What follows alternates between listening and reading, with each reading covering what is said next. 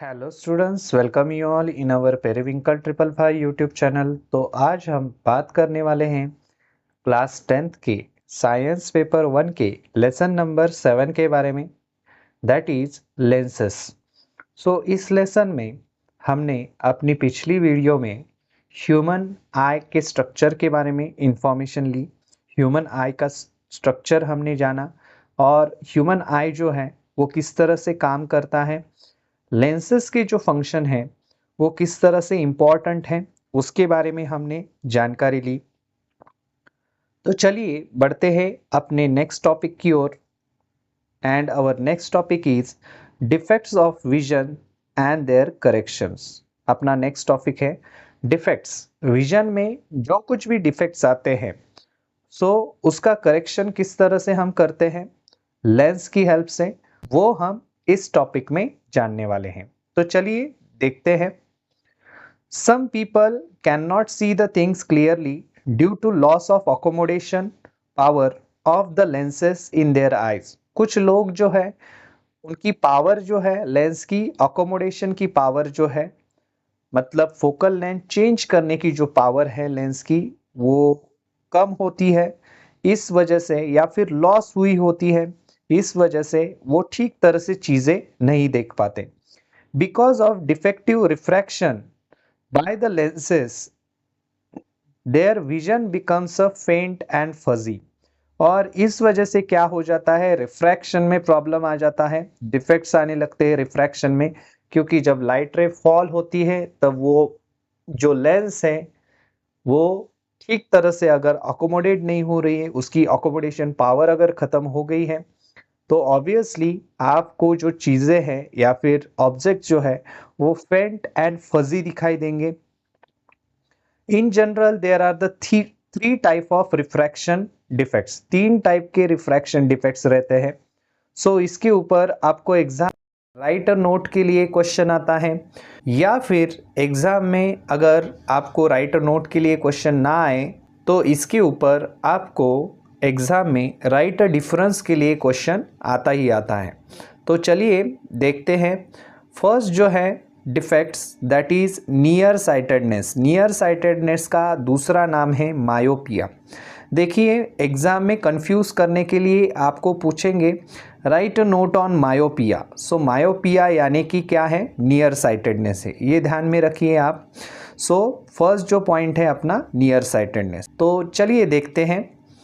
In this case, the eye can see nearby objects clearly, but the distant object appear indistinct. तो आपको ये कैसे याद में रखना है, देखिए नाम में ही बताए हैं नियर साइटेडनेस। नियर साइटेडनेस यानी कि क्या, नियर बाय ऑब्जेक्ट जो है वो क्लियरली दिखाई देते हैं, लेकिन दूर के ऑब्जेक्ट, डिस्टेंट ऑब्जेक्ट जो है वो इनडिस्टिंक्ट रहते हैं। इनडिस्टिंक्ट यानी कि क्या, वो ठीक से दिखाई नहीं देते या फिर ब्लर दिखाई देते हैं। सो उसको ही हम क्या कहते हैं, near sightedness. This means that the far point of the I is not at infinity. इसका मतलब क्या है, उसका जो फार पॉइंट है आंखों का वो कहाँ पर होना चाहिए था, इन्फिनिटी के यहाँ होना चाहिए था, लेकिन वो इन्फिनिटी पर नहीं है। But shifts closer to the eye, लेकिन ये फार पॉइंट जो है वो क्लोज में थोड़ा सा शिफ्ट हो गया है। In near sightedness the image of distant object forms in front of retina. तो ये बात आपको ध्यान में रखनी है। नियर साइटेडनेस में जो इमेज है डिस्टेंट ऑब्जेक्ट की कहाँ पर तैयार हो जाती है, रेटिना के सामने तैयार हो जाती है, आगे तैयार हो जाती है। सो सी फिगर 7.13। सो यहाँ पर आप देख सकते हैं near by objects can be seen clearly, ये फर्स्ट वाली जो डायग्राम है। सो नियर साइटेडनेस, यहाँ पर जो इमेज है सो रेटिना के ऊपर तैयार होने के बजाय यहाँ पर आप देख सकते हैं इस डिफेक्ट में क्या हो जाता है, मायोपिक आई दिखाया है यहाँ पर। सेकेंड डायग्राम आप देख सकते हैं, इन्फिनिटी से आने वाले जो लाइट रेज हैं सो मायोपिक आइज में क्या हो जाते हैं, ये नॉर्मल आई ऊपर दिखाया है, यहाँ पर प्रॉपरली इमेज जो है वो रेटिना के यहाँ फॉर्म हो रही है। लेकिन सेकंड कंडीशन में यहाँ पर आप देख सकते हैं ये जो इमेज है यहाँ पर ये लाइट रे कॉन्वर्ज इसके पहले ही हो रहे हैं, मतलब यहाँ पर एक्चुअली कन्वर्ज होना चाहिए वो लाइट रेस को, तो यहाँ पर ही उसकी इमेज रेटिना के आगे थोड़ी सी इमेज उसकी तैयार हो रही है। तो इस केस में इसको हम किस तरह से सॉल्व कर सकते हैं देखिए, और उसके क्या रीज़न है सो वो पहले समझ लेते हैं। So there are the two reasons for this defects, दो रीज़न हैं इस डिफेक्ट्स के लिए। सो फर्स्ट रीज़न यहाँ पर क्या बताया देखिए, the curvature of the cornea and the eye lens increases, जो कर्वेचर है कॉर्निया का एंड आई लेंस का इंक्रीज हो जाता है। The muscles near the eye lens can not relax, eye lens की जो मसल्स हैं, इसकी जो मसल्स है ये रिलैक्स नहीं हो पाती, इस वजह से क्या हो रहा है, so that converging power of the lens remains large, इस वजह से कॉन्वर्जिंग पावर जो है लेंस की लार्ज रहती है, यानी कि एक्चुअल में लेंस को फ्लैट होना चाहिए।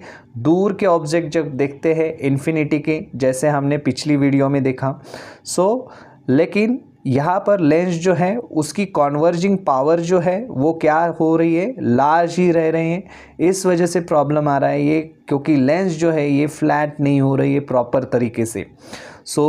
इस वजह से ये डिफेक्ट जो है वो आता है। सेकेंड जो रीज़न है यहाँ पर, the eyeball elongates so that distance between the lens and the retina increases, जो आईबॉल है वो इलोंगेट होता है, इस वजह से ये डिस्टेंस जो है किसके बीच का डिस्टेंस, लेंस एंड रेटिना के बीच का डिस्टेंस, ये दोनों जो डिस्टेंस है वो क्या हो रहे हैं, इंक्रीज़ हो रहे हैं, ऐसे उनका कहना है। इस वजह से भी ये डिफेक्ट आता है। अभी इसको करेक्ट कैसे किया जाता है देखिए, थर्ड डायग्राम में आप देख सकते हैं यहाँ पर उन्होंने ये डिफेक्ट करेक्ट करने का दिया है। So this defect can be corrected by using spectacles with a concave lens, यहाँ पर हम कॉन्केव लेंस का इस्तेमाल करेंगे। Concave lens of proper focal length, ये वर्ड बहुत इंपॉर्टेंट है, प्रॉपर फोकल लेंथ, कोई भी कॉन्केव लेंस नहीं चलेगी, प्रॉपर फोकल लेंथ की हमें लेंस सिलेक्ट करनी है, लेकिन वो कौन सी लेंस रहेगी, कॉन्केव लेंस रहेगी। This lens diverge the incident raise, ये लेंस आप यहाँ पर देख सकते हैं, ये लेंस का काम क्या रहता है, पहले तो ये लेंस जो है आने वाले लाइट रेज को डाइवर्ज करने का काम करती है।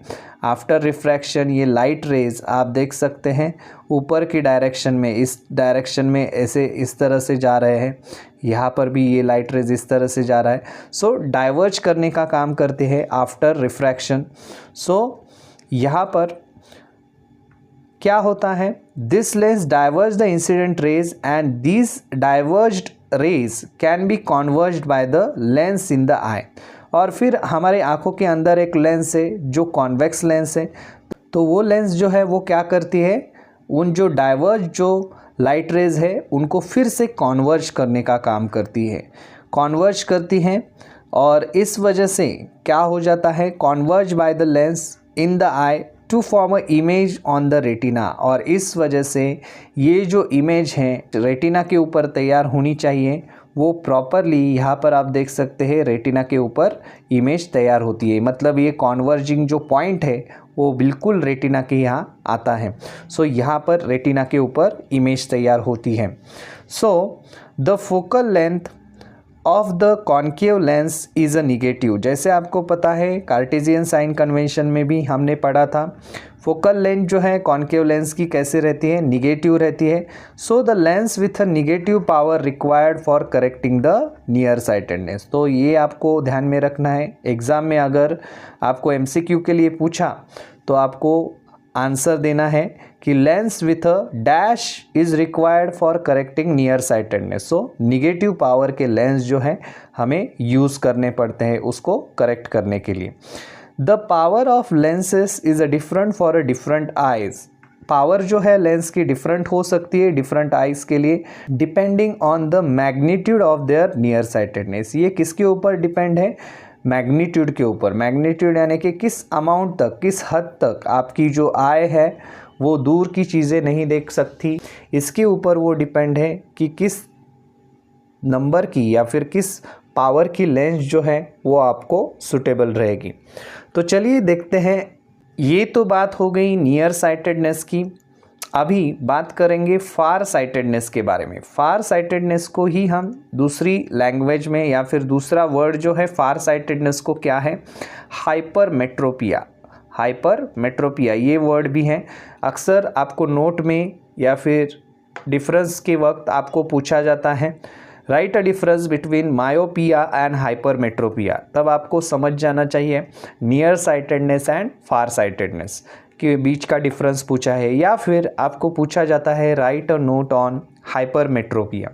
तो इस कंडीशन में क्या रहता है, देखिए, in this defect the human I can see a distant object clearly. दूर के ऑब्जेक्ट तो है वो क्लियरली दिखाई दे रही है, but can not see the near by objects, ये आपको ध्यान में रखना है। लेकिन नियर बाय ऑब्जेक्ट्स हम ठीक से नहीं देख सकते।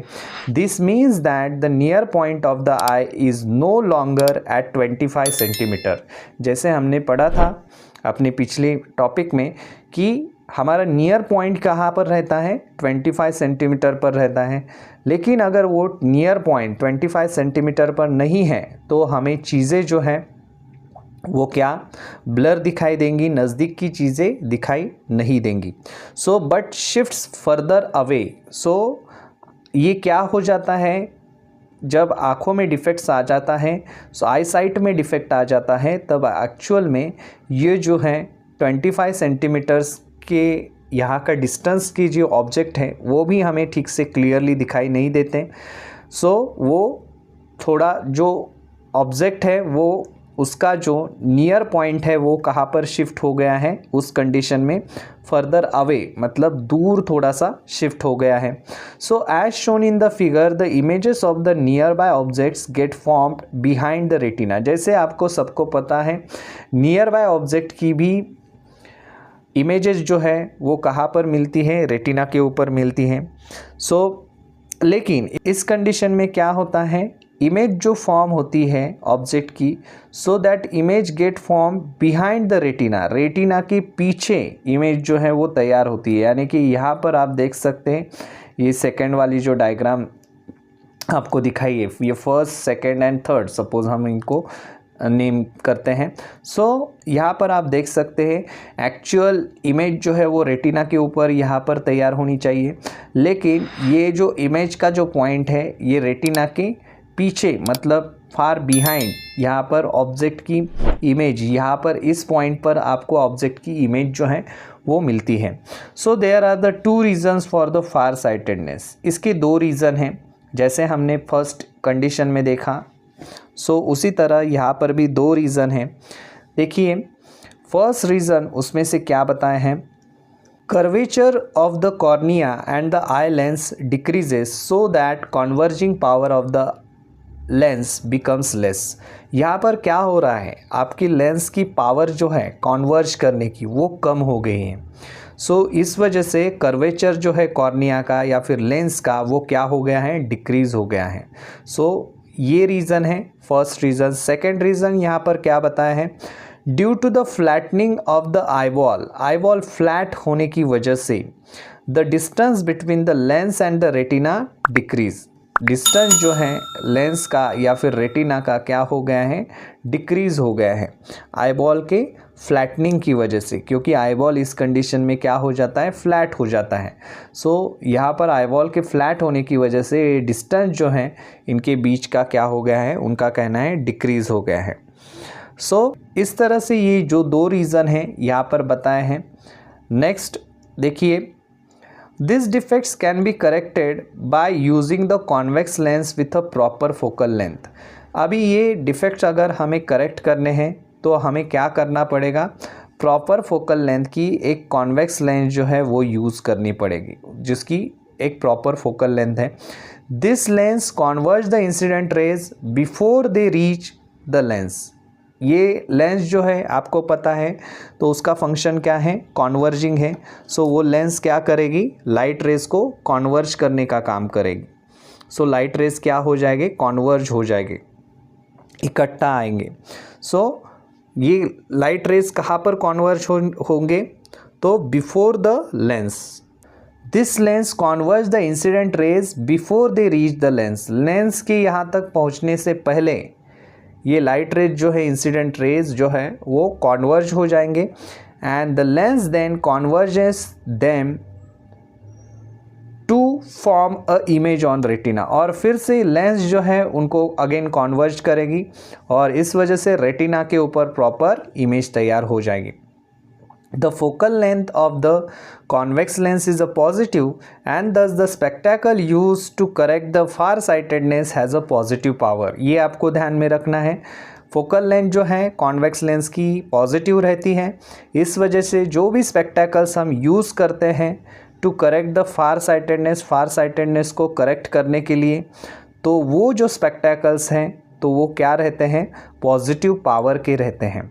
The power These lenses is a different depending upon the extent of far sightedness। जैसे मायोपिया में हमने देखा था उसी तरह से ये जो पावर है हर एक के लेंसेस की क्या रहेगी, अलग रहेगी। इट डिपेंड करता है किस हद तक हमें क्या हो गया है, फार साइटेडनेस जो है वो हो गया है। तो इस तरह से यहाँ पर हमने फार साइटेडनेस के बारे में जानकारी ली। तो यहाँ पर आप देख सकते हैं फर्स्ट वाली जो डायग्राम जो है यहाँ पर एक्चुअल में यहाँ पर इमेज जो नॉर्मल आई की बताई हैं, फार अवे ऑब्जेक्ट्स जो है वो ठीक तरह से दिखाई देते हैं, इमेज जो है हमें यहाँ पर रेटिना पर मिलती है। लेकिन सेकेंड डायग्राम में यहाँ पर आप देख सकते हैं यहाँ पर जो पॉइंट जो है वो इमेज का यहाँ पर ना रह के रेटिना पर एक्चुअली इमेज तैयार होनी चाहिए, लेकिन उसके आगे वो पॉइंट चला जा रहा है। सो इस वजह से ये रेटिना के ऊपर यहाँ पर इमेज नहीं तैयार हो रही है। सो उनको करेक्ट करने के लिए यहाँ पर हम क्या करते हैं, जब कॉन्वेक्स लेंस लगाते हैं तब क्या हो जाता है, नियर बाय ऑब्जेक्ट जो है वो उनकी जो इंसिडेंट रेज हैं वो कॉन्वर्ज हो जाते हैं। कॉन्वर्ज होने के बाद अगेन हमारे आइज़ के अंदर जो कॉन्वेक्स लेंस है वो फिर से उन्हें कॉन्वर्ज करती है और फिर जाकर तब वो इमेज जो है वो रेटिना के ऊपर तैयार हो जाती है। इस तरह से हम ऑब्जेक्ट्स जो है वो क्लियरली देख सकते हैं। नेक्स्ट पॉइंट जो है दैट इज़ प्रिस्बायोपिया। सो प्रिस्बायोपिया ये जो है कंडीशन थोड़ी डिफरेंट है near sightedness and far sightedness के कंपेयर में। सो यहाँ पर क्या होता है देखिए, generally the focusing power of the eye lens decreases with as.